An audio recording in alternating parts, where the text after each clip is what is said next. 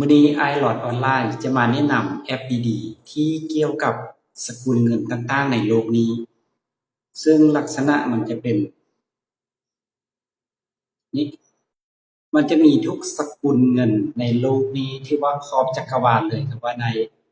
นนอกนั้นมันจะมีศาสตร์ต่างๆที่เกี่ยวกับเงินเนาะอ่าจะเป็นดอลลาร์เกี่ยวกับกีฟทุกทุกเวลานาทีเนี่ยมันจะมีชาร์ตมีกราฟต่างๆให้เบิ่งซึ่งมันจะมีวิธีการเป็นจั่งใดนั้นเอาไปเบิ่งวิธีการติดตามนำกันเลยก่อนอื่นเข้าไปที่ Play Store หรืออยู่ในระบบ iOS เข้าไปที่ App Store แล้วมาพิมพ์คำว่า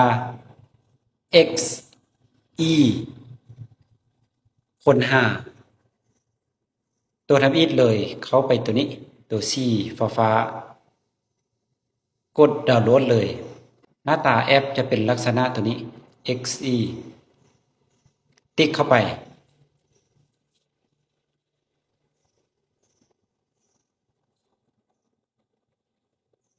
หน้าทำอิฐ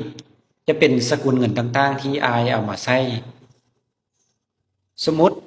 เราอยากรู้ว่าสกุลเงินต่างๆนี่นะมื้อนี้นี่ถ้าเทียบกับดอลลาร์แล้วเนาะมันจะมีค่าเท่าใดเอาสมมุติ$100กดดันเห็นบ่สกุลเงินกีบจะเท่ากับ 1,693,000 เงินบาท 3,436 หรืออื่นๆนี่โอ้สุดยอดสำหรับผู้ใดที่ว่าต้องการเพิ่มสกุลเงินอื่นเรามากดที่ Add Currency อยู่ด้านลุ่มสุดกดเข้าไปหรือบ่อยากเลื่อนจังซี่เนาะเราก็มาพิมพ์คำว่าสมมุติเงินเยนสินี่เฮาพิมพ์ใส่นี่บ่กดแล้วก็ดันแฮนนั่นบ่มันจะขึ้นมาละถ้าว่าต้องการลบเฮาก็ติ๊กใส่แล้วก็เลื่อนมาทางซ้ายมือนี้เห็นบ่มันจะมี delete ตัวสีแดงๆนี่โอเคบัดนี้หน้าต่อไปเนาะที่ว่ามีความสำคัญหลายก็คือหน้าชาร์ตนี่อันนี้มันหมายถึงหยังมันหมายถึงว่าสกุลเงินหนึ่งเทียบกับสกุลเงินหนึ่งในแต่ละมือแต่ละอาทิตย์แต่ละเดือนแต่ละปีนี่นะมันจะมีการขึ้นหรือการลงนี่สมมุติเอาดอลลาร์เทียบกับกีบนี่เนี่ยบ่สกุลอันนี้มันจะขึ้นหรือว่ามันจะลงเนี่ยถ้าว่าเฮาอยากเห็นเต็มๆเลยนี่เอามาเบิ่งเด้อ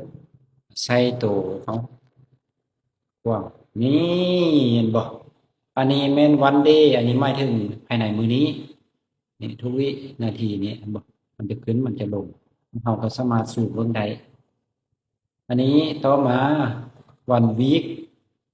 ต่อมาวันมันต่อมา4มันต่อมาวันเยียต่อมา5 year หรือ10 year